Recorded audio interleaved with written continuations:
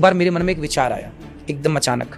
मैंने कहा कि बकरा मरता है ना तो उसके चमड़े का तबला बन जाता है, ढोलक। ऊँट मरता है तो जूते और बैग इत्यादि बन जाते हैं। शेर मरता है तो उसका चमड़ा बहुत महंगा बिक जाता है। सबका चमड़ा बिकता है, सबका चमड़ा किसी ना किसी काम पे आता ही है लगभग। लेकिन एक दिन मैंने सोचा कि मैं मरूंगा तो मेरे तो चमड़े का जूता भी नहीं बनेगा। तो मैंने कहा कि जब जूता नहीं बनेगा मरने के बाद, तो मेरे चमड़े का मरने के बाद तो कोई उपयोग नहीं है, इसका उपयोग जीते जी है। तो क्यों ना मैं शरीर से जीते जी समाज की खूब सेवा करूं, खूब भला करूं सबका, और अच्छा काम करके मरूं। तो मेरा सिद्धांत है कि भला करना है, सेवा करना है। मैं बचपन में भीख मांगता था अपने गाँव में। अच्छा। मैं जब होश संभाला तो मेरी माँ ने झोला पकड़ा दिया, जाओ मांग के ले आओ।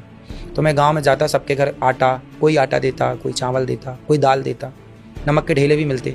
मैं भीख मांगता था। चावल गिर जाते थे तो मैं समेट के उठा के झोली में डालता था, ला के देता था, तब माँ रोटी बनाती थी, तब मैं खाता था, भोग लगता था। एक दिन मेरे गाँव में संत आए तो मैं संतों को पकड़ के घर ले आया। मेरे को बड़ा शौक था भोजन खिलाने का, मुझे खिलाने का, भोजन कराने का बड़ा शौक है, तब भी और आज भी। तो मेरे गाँव में कोई भी संत आता ना, आओ महाराज जी हमारे घर आओ। छोटा बच्चा ही था उस समय में, मतलब बच्चा मासूम, कोई फायदा हानि लाभ पाप पुण्य में कुछ नहीं जानता था उस टाइम। न ईश्वर क्या है, भगवान क्या है, कुछ नहीं समझ थी।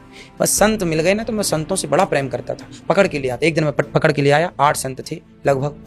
माँ से कहा, माँ देखो मैंने संत ले आए, भोजन करना है। लगभग 11 बज रहे थे। तो माँ ने कहा कि भोजन तो खत्म हो गया बेटा, सब खा लिया अपन लोगों ने, खत्म।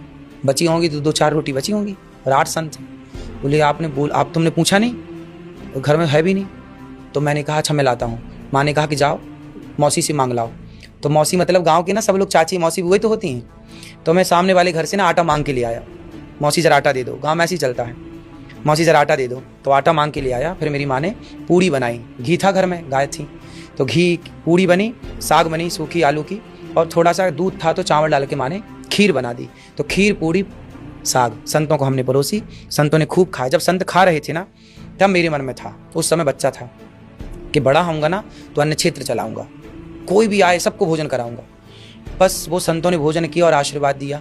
उसके बाद वो आशीर्वाद अब काम आया, कहीं ना कहीं वो आशीर्वाद आया। मेरे मन में था कि मैं भोजन कराऊंगा अन्न क्षेत्र, इसलिए भगवान की कृपा से आज गौरी गोपाल आश्रम में अखंड अन्न क्षेत्र चल रहा। सवेरे 8 बजे शुरू होता है, रात्रि के 12 बजे चलता है। 30,000 लोग पर डे भोजन करते हैं निःशुल्क। तो मैं तब भी भीख मांगता था, आज भी भीख मांग के काम करता हूँ। आज भी तो मैं कथा से भीख ही मांगता हूँ कि भाई सेवा चल रही है, आप देना चाहो तो दे दो। कोई 10 रुपये देता है, कोई 10,000 देता है, कोई लाखों में देता है। तो आज भी मैं भीख ही मांगता हूँ। तो मेरे भीख मांगने से 150 बच्चे पढ़ रहे हैं गुरुकुल में, माँओं की सेवा हो रही है, अखंड रसोई चल रही है। तो लगता है कि चलो भीख मांगना सार्थक है।